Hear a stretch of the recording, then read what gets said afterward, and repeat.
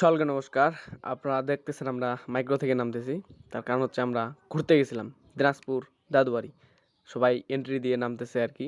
আমরা প্রতি বছরেই ঘুরতে যাই, মাইক্রো করেই ঘুরতে যাই। তো ঘুরতে গেলে সকলেই মন ভালো লাগে আর কি, খুশি লাগে। সেজন্য প্রতি বছরের ন্যায় আমরা এবার গেছিলাম দিনাজপুর দাদুবাড়ি।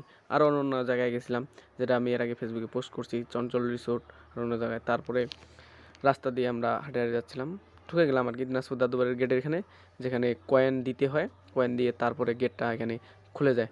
আমরা গেছিলাম প্রায় 18-20 জনের মতো আর কি। তো সেখান থেকে আমাদের, যেহেতু আমরা গীতা স্কুল প্রতিষ্ঠান থেকে গেছিলাম, সেজন্য আমাদের একটা টিকিট আর কি ফ্রিতে দিয়ে দিচ্ছিলো আর কি। প্রতি টিকিটের মূল্য হচ্ছে 100 টাকা এখানে। তো কয়েন দিয়ে ঢুকতে আমি ছিলাম সবার পিছনে, এই যে সকলকে কয়েন দেওয়ার পর একটা কয়েন আবার আর কি শর্ট পড়ে গেছিলো। তারপর তখন আবার আমি সেই কয়েন আনতে দৌড়ে চলে গেলাম। কয়েন আনার পর আবার ঢুকে পড়লাম আমরা সেই দাদু বাড়িতে।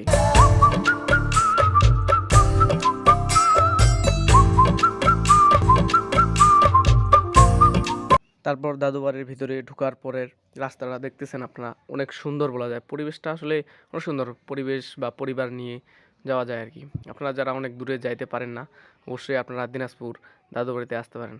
এক কথায় বলা যায় যে লন্ডন বা আমেরিকা যারা যাইতে পারেন না আর কি, তো আমরাও তো সেখানে গেলাম। তারপর আমরা একটা ভিডিওর এন্ট্রি নিচ্ছিলাম আর কি, সকলে মিলেই।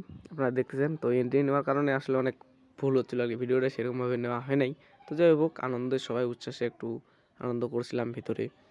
অনেক হাঁটাহাঁটির পর আমরা ক্লান্ত, তারপর বসে পড়লাম। মধুর কিছু সময় যে জীবনে আসে, গুনগুন করে ওঠে মন কত আবেশে, মনে পড়ে যায় কত স্মৃতি। ভিডিওটি আমরা আবার করার চেষ্টা করেছিলাম আর কি, রেডা নেওয়ার, তারপরও আর কি হয় নাই আর কি, শেষ মুহূর্তে আর কি।